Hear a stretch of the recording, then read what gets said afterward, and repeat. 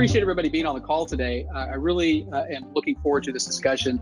And this is a topic that I think that all of us are going to learn some things from that maybe we didn't know before. And during this conversation, my hope is that you'll walk away, with a few things that you'll know about, aligning your values and your investments together.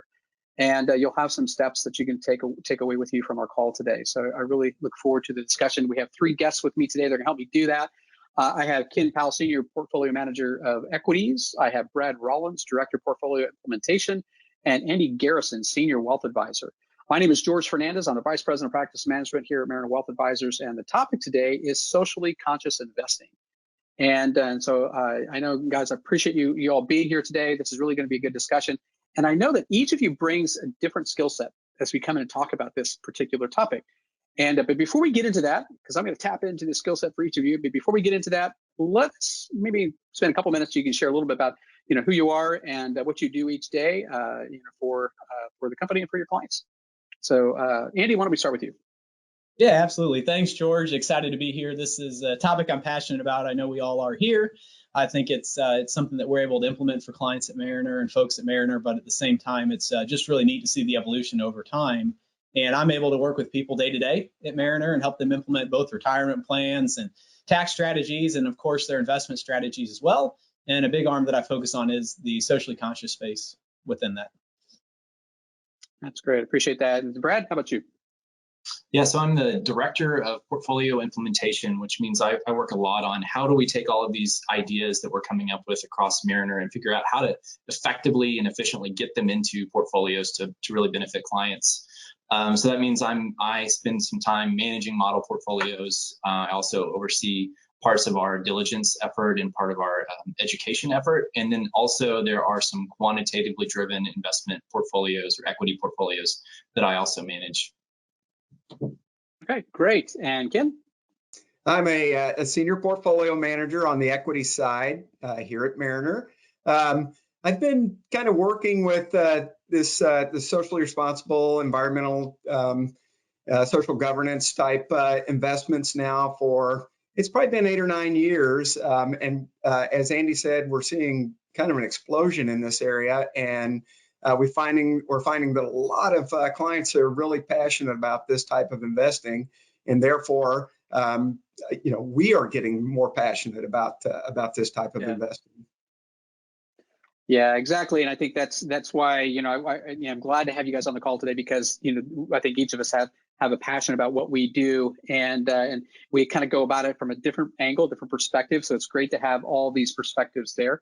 The way I look at what we're going to talk about today is I like to break this down in kind of little bite-sized chunks to kind of help us go through this discussion, because there's a lot here that we could talk about. We could probably spend hours talking about this. Not going to do that, of course. We'll spend 30 to 45 minutes or so, but we do want to break this down, I think, into maybe some bite-sized chunks. And so what I had in mind is maybe to look at this, kind of what is socially conscious investing. There's a lot of terms out there, a lot of acronyms, SCI, SRI, ESG, impact investing. And I think it's important that we kind of have some understanding of what those things are.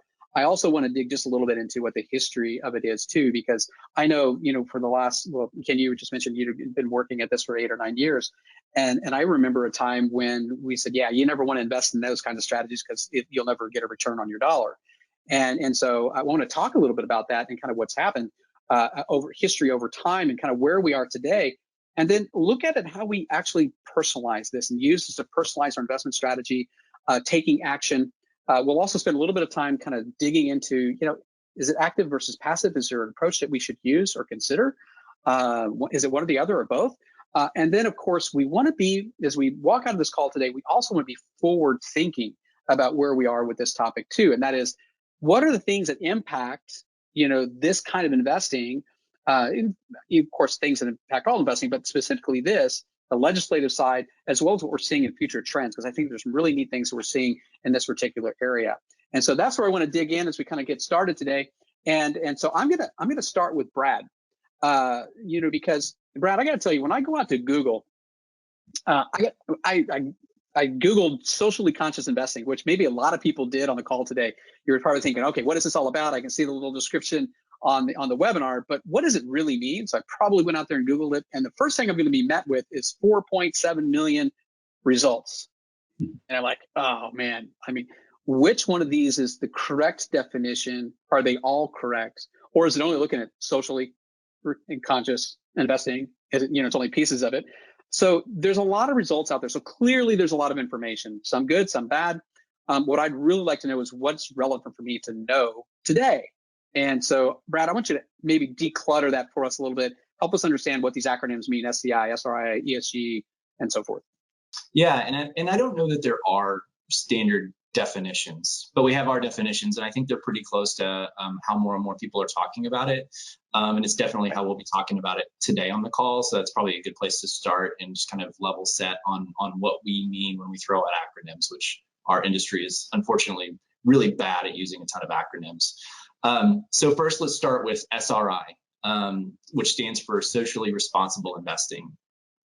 To us, we think of that as more along the lines of maybe religious principles or screening and looking for specific things that people want to avoid. So it might be, other examples might be tobacco or alcohol or guns or contraceptives or any number of issues that hit on some type of social hot button issue. And usually what those end up looking like is it's a kind of a binary choice of, does this company participate in this activity or do they not? And so then since it's kind of a binary thing, what ends up happening a lot with SRI strategies is we screen those out. If it's an SRI strategy that is focused on guns, simply we don't buy stocks that manufacture, sell whatever guns. And so socially based, exclusionary. On the other end of the spectrum, or the other acronym that gets thrown out is ESG, for environmental, social, and governance. And a lot of times, instead of looking for a binary choice, it's how is this company doing on environmental issues? Are there practices that are part of whatever they're manufacturing or whatever it is that causes them to pollute more, or do they have histories of controversies in an area of labor relations? And so it's not a binary thing. There's a gradient of good performers and poor performers, and as such, you don't have to screen out whole industries or companies that don't do well, but there's a lot more nuance that can be had in how is this company in this area? How have they been historically, and what do we think they'll be doing going forward in terms of their adherence to ESG issues within their companies? And so those are the two kind of more granular terms. And then for us, socially conscious investing, or SCI, which it gets shortened to at times, is really the umbrella term that encompasses both SRI, that ends up being exclusionary, and ESG, which is more of a sliding scale, more gray area there. Okay, that's really great. I think that gives us a good foundation from where we can kind of go from here. And Brad, we're going to come back to you a little bit later because I want to kind of pick back up on a few things you said there, which, specifically about the screening process. And how do we, take that personalization kind of to the next level? And so before we get there, let's just a quick history lesson. So Ken, I'm going to let you be the historian here, right. And so let's talk about this and take just a slight step back from where we are in the definitions and go backwards just a little bit, and maybe talk about the history of where things have been with SRI, and then where we are as to where we are today. Because as I said a little bit earlier, it wasn't that long ago where I remember people saying, yeah, I'm not going to go invest in that strategy because there was no return for me on that. And so maybe we can share a little bit on the history on that. Yeah, and from what I gather, when I go back and look at this universe, it kind of, to me, it looks like it started, I would say, more with kind of religious principles, back to Jewish law, where that kind of dictated more ethical investing, back to the Quran, written over 1,000 years ago, that kind of provided guidelines for investing. And then I think as we kind of more modern times, we started moving away from where it wasn't just looking at religious principles, more, kind of in the 60s when you had kind of the counterculture revolution where folks decided, you know what, I want to invest with companies that, that do right by the environment, whatever, more that align with what I feel. And then I think it really started kind of heating up then toward the other end of exclusionary, where you saw state and local governments, you saw institutions, foundations that didn't want to invest in apartheid South Africa. So that kind of, I think, started bringing it more toward the, in the news. You actually saw, where the state of California will no longer invest in XYZ company because they do business in South Africa. So I think that's kind of what kind of moved it more into the media. And then I think it really began to heat up more with the generations that kind of followed my generation, where, they were saying, they look at, especially millennials, I really want to invest with companies that are good stewards within the community. And I think that's kind of what's brought us around to, sort of to where we are today. Kind of bringing it from religion over to, hey, how does this fit with me? Yeah, it's really great examples. And another example I can throw in there too, and that is I've this last year, COVID has really elevated a lot of these kinds of conversations. And I've had the opportunity to speak to a lot of Gen Zs. I think they're calling them Zoomers. I'm not sure exactly. You get confused sometimes of what the title is, so to speak. But it's essentially folks that are under 26 years old. And much like the millennials, they are putting their pocketbooks where their values are. And so that's a really important piece. When I've talked to folks within that generation who are just now getting started on the investing side, they're very, very specific about what they want to invest in, and we've got to be able to do that. So Andy, maybe we kind of talk a little bit about that on the personalization side, because it's one thing to know this history, it's one thing to know these definitions, but it's another thing to know, can we actually implement the way in which we think we can, and our clients need to be implementing, if that makes sense. Yeah, I think it does. And everything starts from the past, right? And so as we've seen this evolution, a lot of it's just been driven by demand, right? You said it, I think, really well, George. It's as we've gone through, we've started to focus a little bit more on how we live and the things we value and where we spend our money with, what types of companies we spend our money with. And then the next logical question is just be, well, why not do that with our investments too? And so as we've kind of gotten to that point, we've seen a lot of demands saying, hey, I know there's all these different ways to go about this out there, but here's my values, right? Here are the themes I believe in, right? I care about the environment, or I care about future generations. I talk to a lot of folks that are, in their 60s, 70s, 80s and beyond, and are really focused on making sure that things are set up well for next generations too. And so we're seeing that across the board, and we're hearing from a lot of folks that want to know, how do I make this work for me, right? And so as we kind of go into this next stage of the evolution of this whole socially responsible space or investing with your values space, I think it's really coming down to, how do we align our own values with our specific investments? And I know Brad is working on some stuff, here in a second on the actual implementation of the personalization. But from my point of view, working with people kind of day in and day out, is, if you go back 10, 15 years, all of our financial plans were really driven by what's a good investment out there? Where should we put our money? How should we invest? And then over the last several years, it's become much more about, well, what are your goals, right? And how do we make sure your finances align to drive those goals forward? And this is just the next evolution of that. And we say, not only how do we use your finances to drive your goals forward, but how do we match those to your values so you feel really good about it and you stay really confident in the ups and downs that we face as time goes on as well. Yeah, I really like what you said there. You've described it to me in the past of linking our wealth to our values it's I guess simply the next evolution of linking it to as it was to linking to our goals. I think, I always look at wealth management as the convergence, or sometimes I'll even use the term collision, of the importance of money in our life on one hand, and on the other hand, the things that are most important in our life.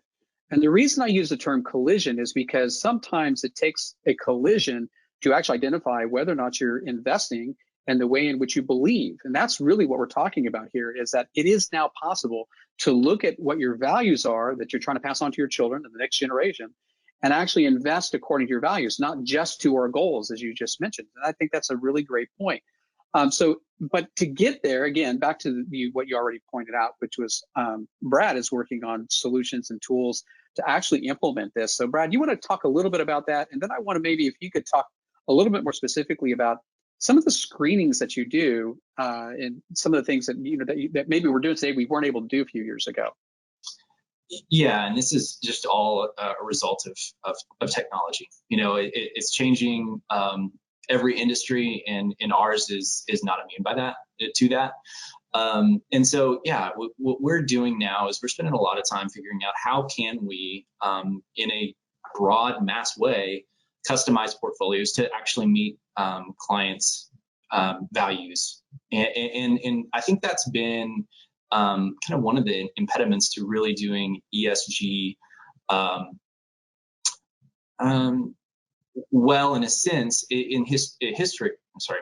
historically, because everybody's values are slightly different. And so, we do run ESG strategies that have track records, and they're good, and we follow a mandate. But the problem is that's not a lot of people's, that's not some people's definition of what they consider ESG or XRI, or that's not the value that is important to them. And in that case, it's just not really a fit. And so to be able to leverage technology to have a client articulate to us, what type of exposure do we need in a portfolio? And that's probably in a conjunction with Andy or in a wealth advisor to say the niche in your portfolio that we need to fulfill is large cap, or it's a combination of large cap and mid cap. But then to hear from the client in terms of, okay, what are your values? What don't you want in your portfolio? What characteristics do you want us to emphasize in your portfolio? And to the extent that they can kind of articulate that, there's a good chance we can build a portfolio out of that that will match those goals now and going forward. And so some of the examples of those can be as basic as, I just want higher quality ESG companies. So, there are ratings agencies and scoring services out there, and we can just say, we just want the best of those. And so not necessarily screening out anything, just good companies. But we could also then drill down and exclude sectors such as energy, or a more granular approach is industry groups, such as maybe just E&P companies within the energy sector, and then maybe even down to specific companies. Or we can do screens and set up portfolios based on kind of business involvement or revenue derived from something. So, examples there could be as diverse as from fur to controversial lending practices to fossil fuel involvement, civilian firearms, and the list goes on and on and on. And so, once we kind of set up this kind of menu of, here's the areas in the market we think you need exposure to from a financial planning perspective and from an investment management perspective, and then marry that with kind of this list of opportunities to customize to the client fit, I think it can be really powerful. You said several things there that made me think of something, and that is, I can't help but think that the most important piece of this is having really good open communication, with your advisor. Like Andy, if you were my advisor, it'd be like having a really good open communication with you and sharing what's important to me on topics like this. Because as Brad just said, there are a number of ways in which we can measure, we can look at, we can screen, so forth and so on. But it only can come from what we know about you. So if you're taking notes today, I hope you write this down. And that is, next time I talk to my financial advisor, I need to share some of these things that are most important to me, of my values. Because if they're that important to you, you need to be having a conversation about whether or not your investment strategy conflicts with that. And if it does, how do you mitigate that? I think if you write that down, that way when you talk to your financial advisor, you can have that open dialogue. And I think, Andy, I'm sure that's a conversation that you have on a regular basis with your clients, as we were just talking a little bit ago. Yeah, I think it definitely is, George. I mean, it's, like we said, it's the next evolution, right? And a lot of the things Brad was talking about is simply the way for us to bridge the gap from folks coming to us and saying, hey, I don't really know like what this is or what it's called, but I don't want to invest in that, right? Or I really would like to invest in kind of that theme, right? Of whatever might be most important to them. And so we got the tools where before it was, somewhat of a manual process, and that was all right. But now with these tools, we're able to go even more granular and really dive in. And as a lot of the things and a lot of the research that Ken, I know you're doing on a regular basis every day, continues to expand, it's starting to get really, really neat and really interesting as far as how we can actually build these portfolios and have the information and the knowledge on these companies to, not only do it well, but do it very, very specifically and correctly as well too. Yeah, and I appreciate, I have one of my little bullet points that I want to talk about is, future trends in technology. I'm really tempted to maybe start talking right now. I was going to talk about it toward the end about future trends. So maybe we'll come back to that because I want to bring up something else that I think is also can create confusion when you're investing just in general. But I think it applies to SRI as well, or SEI, ESG. And that is, active versus passive. I don't know who wants to jump in on this this question here, but is it active? Is it passive? Is it both? Is it? I don't know. Ken, it looks like you raised your hand. Yeah, I know, and the correct answer is probably it's a combination of both. But okay. I have a huge bias in that I'm an active manager, so okay. And I can tell you what I found. For clients that are looking to invest in this space is, well, first off, most of them don't want to give up performance. They want, they want it, whether it's I manage large cap core, so they want that piece to perform like large cap core will perform. So when we're kind of building these portfolios, we actually look at the company first. The fundamentals of that company. Is this a solid company? Is it growing earnings? Blah, blah, blah. Is it doing, the way we pick stocks, for an average portfolio that is not SCI. And, what's nice about the environment we're in now is that, and we'll talk about this, I think, later in future trends, is that companies recognize that they need to be on the right side of this ESG, SRI, and so they are doing more and more. So we'll call it the pond of fish in is much greater now than I think it was 20, 25 years ago. And I think, again, why clients they want active is they want to see what is in their portfolio. And I think not only because they might see something that conflicts with, as Andy said, that conflicts with their values, that they can say, hey, I don't want to own that. But I think more than that sometimes is, hey, we own XYZ company. I'm going to give my business to XYZ company because I view them as a good social steward. So yeah, again, I think it probably is a combination. So I'll let Brad or Andy argue the kind of the passive side, while I argue the active side. Transparency, though, would be my main point on the active side. Yeah, I definitely understand. So, Andy, is you gonna go? Yeah, I was just going to say, on that front, it's been a really interesting trend, and that it's kind of neither and both, right? In the sense that I think if you look at the traditional style of active management, and it's something where maybe you're investing in a bunch of mutual funds, right, where you've kind of turned it over to a bunch of outside managers and are trying to put all the pieces together, that can be a little more challenging. And I think that's a lot of times what's led people to kind of more of the passive space, in there. But if you're able to kind of look at some individual companies, right, and kind of skip the mutual fund route, a lot of times you can kind of blend that, I think, really well. And some form of active management, which doesn't mean active trading, right? It just means you're actively on top of things, you're actively managing it, really bodes well to this, because that's how you make sure these companies are living up to the standard, right? That's how you make sure they're trending in the right direction, not only financially, but also with their values and how those values match with the folks that we work with as well. Yeah, and that's what I was going to say. Your last point there, Andy, is, maybe to level set just a bit. When we talk about active management, what we're trying to say is, we will have managers such as Ken Powell, who are experts in that area of the market, and spend all day, every day researching stocks, and through their superior knowledge of those companies will try and pick the ones that are more likely to outperform the market than not.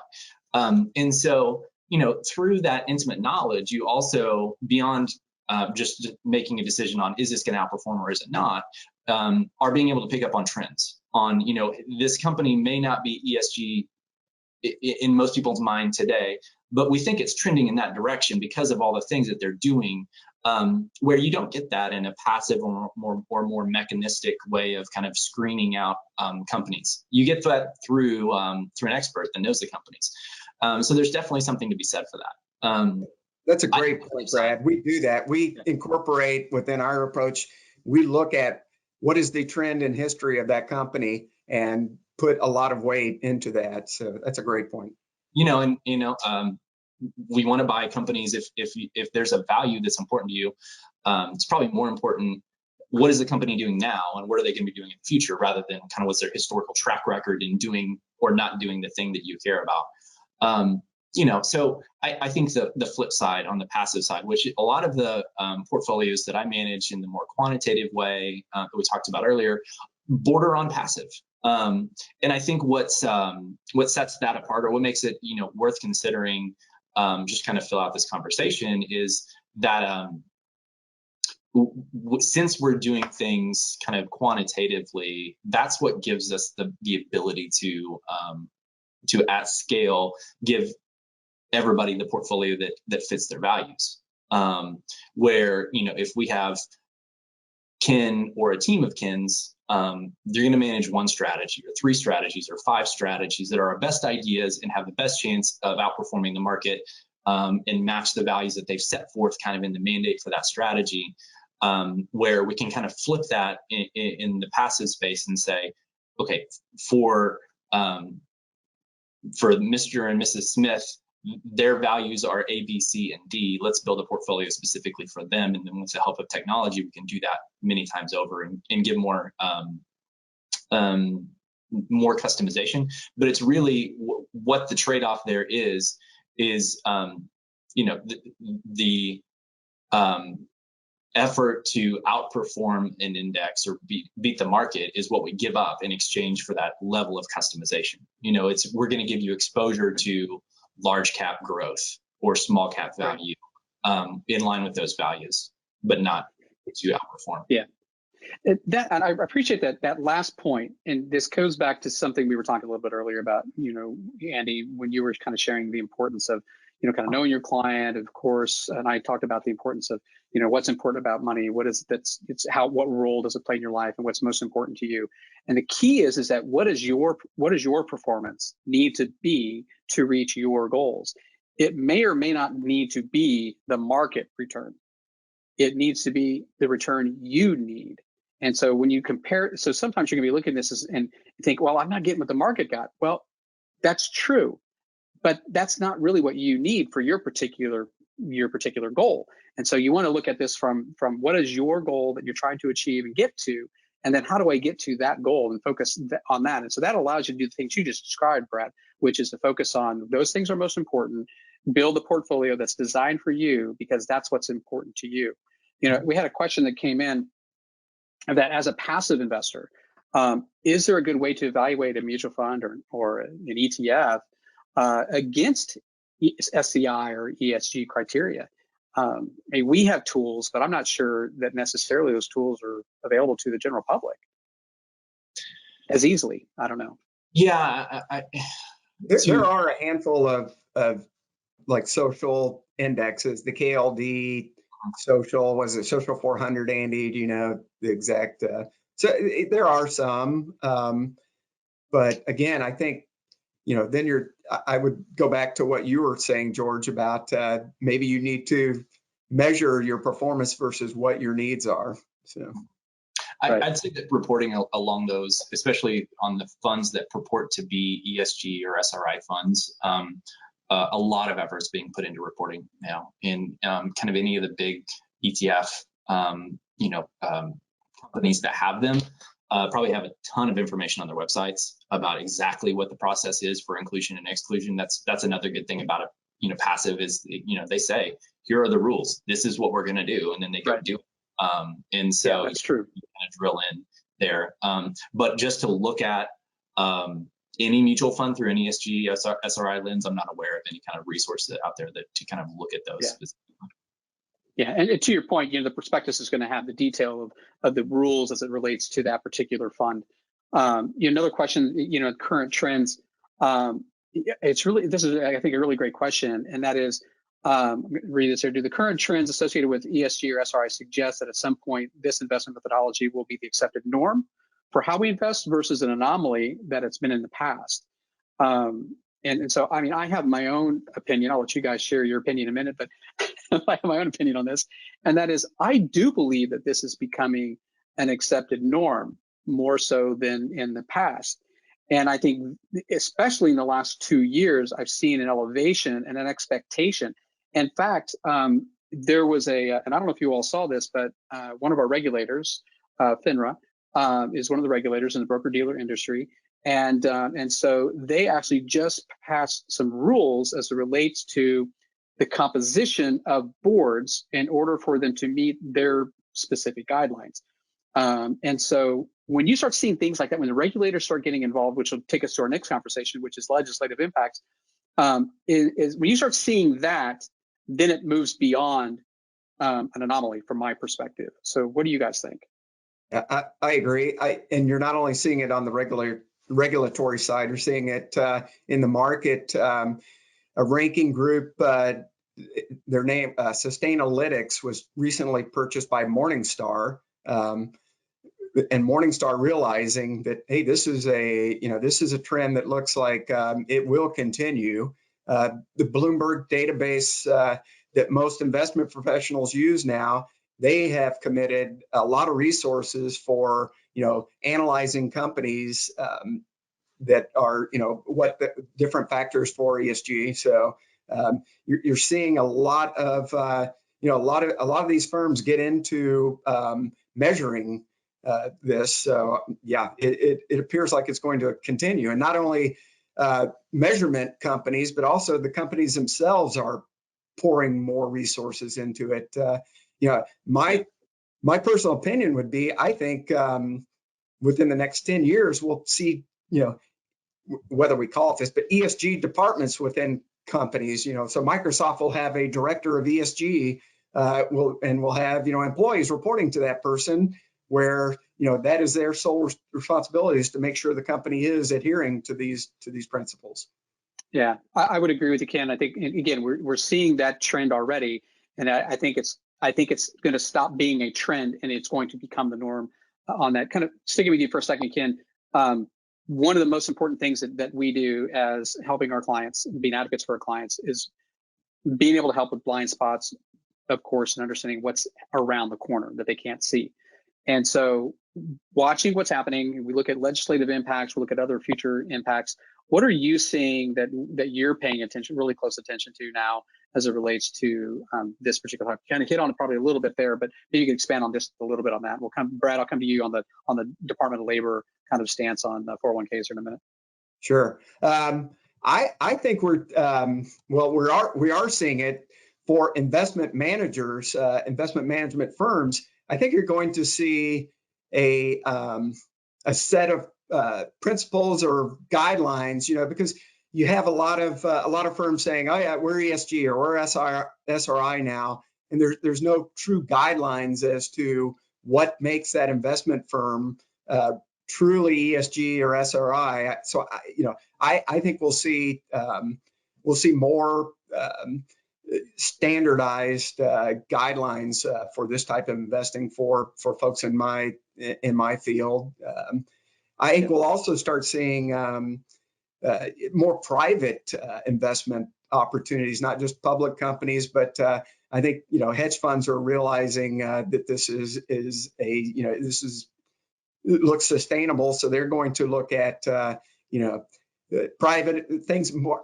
Even more sustainable investing will be the new word, I think, that we'll see, that will kind of add on to ESG and SRI. We've got a different regime in the White House now, so I think you're going to start seeing in the marketplace more, more mandates on alternative energy.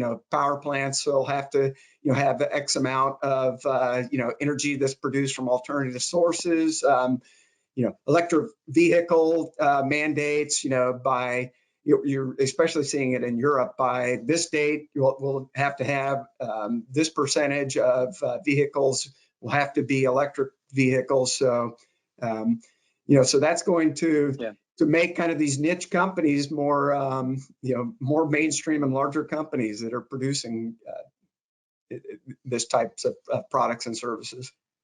Yeah, no, it's all a great point. And I guess, the important thing to take away there that I hear is that, we're keeping an eye on this because we need to know what's happening going forward so that we can make adjustments and changes along the way. I think that's really important. But you also said something else there, which is private companies, which means whether it's private equity, private placement opportunities, investment opportunities that typically can only be obtained through working with, a financial advisor.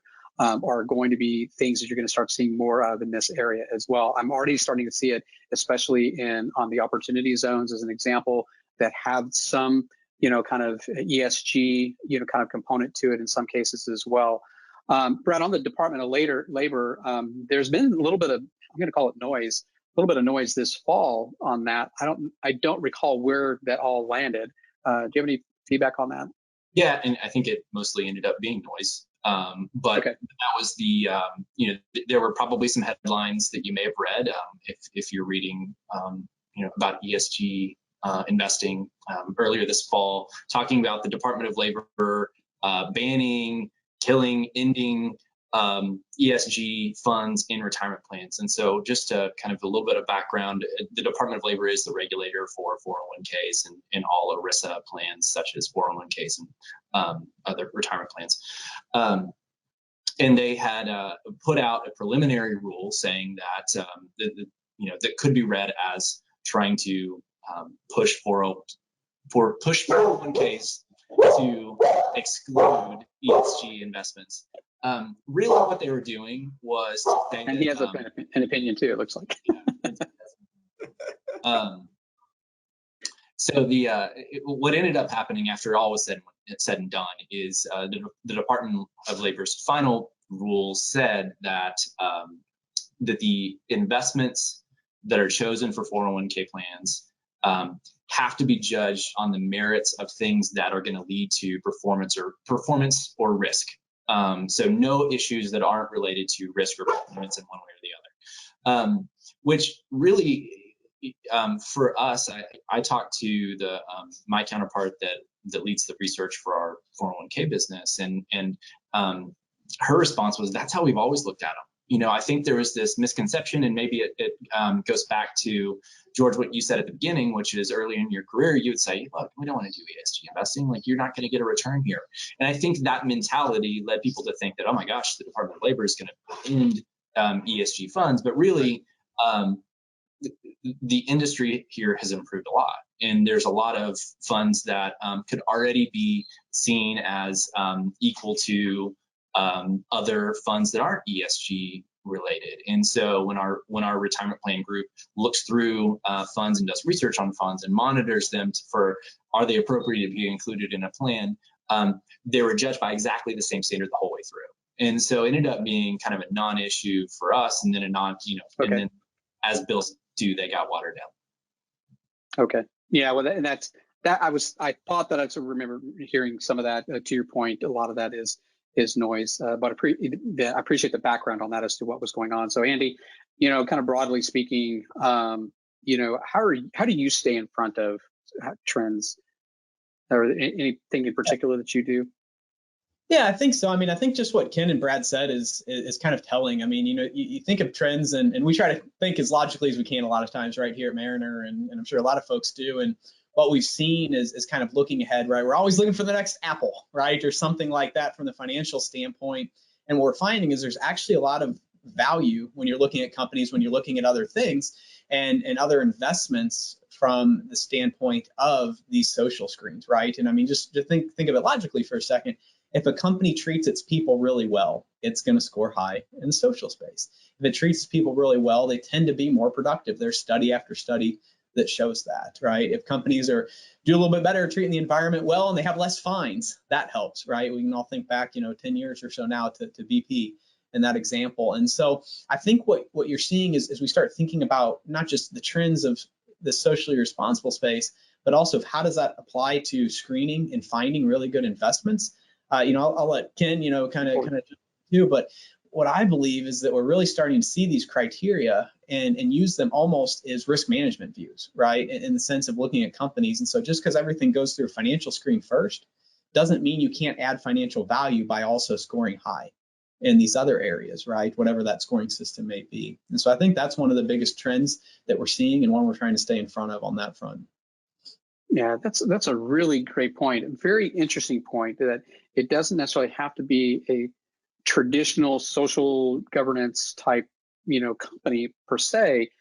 But what I think, I like what you said. It's, if they're treating their people right, most likely the outcome is going to be positive because it all kind of flows. If you've got a company who's got a history of not treating their employees, in a good way, then that impacts the client experience, the customer experience, which impacts the bottom line, which impacts the investors, ability too. And I think that shareholders are going to be holding companies accountable for that as well. So it's a really great point.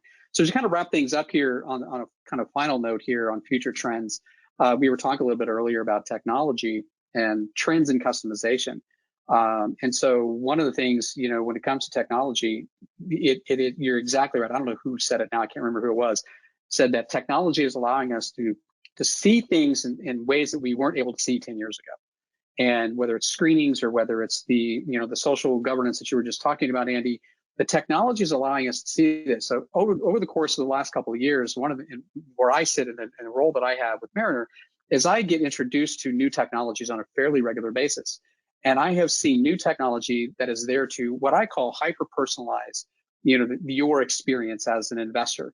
And some of the things that I'm seeing are artificial intelligence, machine learning, that will not only take into consideration your values, but it also takes into consideration where the rubber hits the road. So if, for example, you take your spending patterns and you apply that to your investing patterns, it can actually, there's technology out there that will look at both of those and say, this is how your dollar is working in your spending patterns. You might want to consider this as far as your investment patterns. So the point you guys raised earlier, where your dollars are going, you may want to consider investing in companies that support the dollars you spend, or where you're not going, as another example.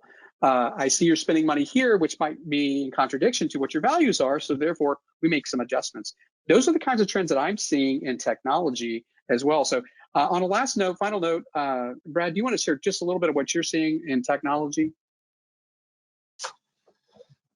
Yeah, I mean, I don't want to sound like a broken record, but I just do think that the trend is powerful in being able to do mass customization in the way that you described and the way that we talked about already. I think that that's the trend in the industry is more towards that and fewer pooled vehicles such as a mutual fund and ETF, more direct ownership based on something that may only be in a client's head right now, but can now be kind of teased out and turned into something that's investable.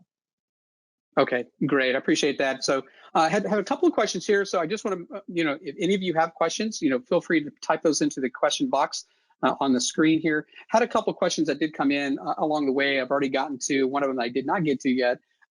Is if you had to compare relative active versus passive as an investing approach, is one more successful than the other, or does it just depend? I added that little part to the question. So, I mean, just real quick, my view on it is I think we're getting to a point where that's kind of black and white, right? Active versus passive, and we're seeing kind of this gray area of either a blend or kind of creating a passive version of your own active, type strategy really take hold. And so I think we're continuing to see it move away from the black and white, the on, the off, the either or in there. Yeah. I'm kind of seeing the same thing. And I always get a little concerned when it becomes black and white, don't do this, do this, don't do this, do this, because things need to change, and you need to be able to pivot when you need to. I think that's really important. I think that's what we're doing for our clients, is as advocates, we need to ensure that we're paying attention to what's happening, whether we're in an active or in a passive, it doesn't matter. We need to pay close attention to what's going on so that we can make adjustments accordingly versus being very black and white. What guidance do you provide your clients looking to invest in companies involved in green energy production? And what resources are out there for investors to learn more about this sector? So who wants to address those questions? I mean, there's becoming more and more resources out there to kind of investigate it. Ken, I know that one of the things you're doing is looking and seeing kind of what criteria fit into the environmentally friendly. And one of the things we see is kind of the spectrum coming. I don't want any fossil fuels, right? I want completely out till I want all the way in alternative energy. And there's kind of a range of opportunities in there. Do you want the fossil fuel companies that are really moving forward on alternative energy and all of that? So, Ken, I don't know if you have anything to add there, but I think as we continue to evaluate, it's looking on that spectrum. Yeah, and we're seeing it more for, publicly traded utility companies are making alternative energy more and more a percentage of the amount of energy that they're producing. Coal is just too dirty, and I think most everyone would agree that there's better ways of providing electricity. Just from a personal note, I was driving through southeast Kansas a couple of weeks ago, and the amount of wind farms going up in that area of the country is just just from a year ago. I was down there a year ago, and I was like, oh my gosh, I can't believe the amount that have gone up down here. And these utilities, it's not just because they're wanting to be green. A lot of it, it's a pretty good margin business too. Your cost is to build the wind turbine, and then you're not paying for like a shipment of coal and then burning it. It's like that wind turbine, you're getting it. Solar is becoming another big, huge solar farms now are becoming somewhat of a norm, especially in kind of the southeastern part of the country. You're also seeing it in Europe, and even in kind of emerging economies of India and China. So it's becoming the trend. I think we don't want to pollute our planet. We want these alternative energies, and it's now becoming more economical way to do it. So the free market is allowing it to become more and more of a way to generate electricity. It's the way I see it. There's still the pure plays in those some of them have a little bit of ways to go, but so that's why we look at these at more of these larger utilities that are shifting more and more resources toward that. Okay. That way. Well, I appreciate that, and it's we talked about a lot of different things today, and I really appreciate you taking the time. I don't have any other questions that have come in, and so we'll hang around here for just a couple of minutes here, and if you do have any, just feel free to write those into the chat, or into the question box. Let me double check the chat window to make sure nothing got put in there by accident. I think we're good there. So I just want to, thank you guys for being on the call today. This has really been a good discussion. I really do appreciate it. It's great to have everybody on the call today. And we hope that you learned some things today that you didn't know before, that some things that you can take home with you. As always, we love to hear from you. So let us know how we're doing. And if you have any questions or ideas for another presentation, and in fact, before you leave today, if you'd like to put in the chat box just a topic that you would like to see on a future webinar, go into the chat box right now and just type it in. I'd love to hear from you. But if you can't think of one right at the moment, you're kind of have to maybe noodle on that just a little bit more, send us an email at qa@marinerwealthadvisors.com. You can send a topic there, or you can even send a question there. If you do send a question, then I encourage you to listen to we have little videos that go out on social media that they're answers to questions like that you would be sending in. So pay attention to those, because you may see your questions show up at one point in time. We do look forward to seeing you on our next call, which is going to be December the 30th at 4 p.m. Central. Yes, I did say December the 30th.